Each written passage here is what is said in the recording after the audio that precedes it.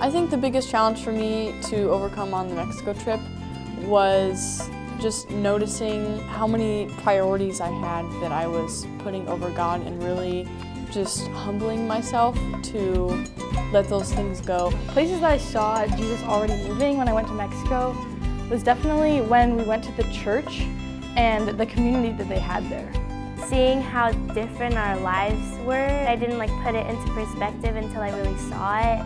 And especially going and being able to work in Lupita's house, that was really mind-blowing. I met this little girl named Bella on the Sunday of the first day basically being in Ensenada, and she was the first kid I met. I have never taken a Spanish class in my life, but I did communicate to her a little bit, and she had such a big impact on me. I saw the love of God in a different country. I think a special moment on the trip would be doing VBS with the kids. I could see that Jesus was already moving in Mexico because, those kids, some of them don't have that much, and they all still had really strong relationship with God and with each other, and that was powerful to see.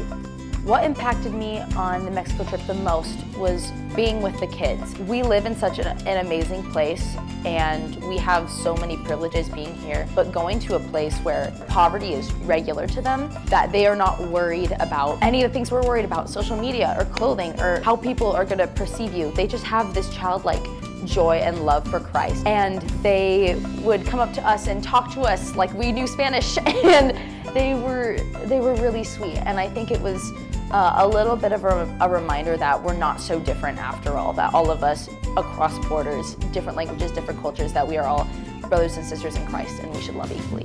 The thing that impacted me the most was getting to see how happy the kids in Mexico were at the VBS and just how grateful they were for everything they had. I saw how Jesus was working in Mexico when we went to a church plant just outside Ensenada, and the faith of some of the Mexicans there was incredible, and how much they're willing to fully trust God, and how much they're willing to give and spend time and seek Him. I grew in my faith by really just contemplating what I experienced. I focused on what I was there to do, and I think it's when you sort of push away all the things you normally think about that you actually grow your faith. A challenge that I was able to overcome in Mexico was being hesitant to connect with other people, and just overthinking all the stuff that I kind of had to do versus all the stuff that was necessary to kind of feed and actively grow faith. How I saw Jesus moving in Mexico was during the construction, and everyone just helping out. Building the second story of one of the houses there.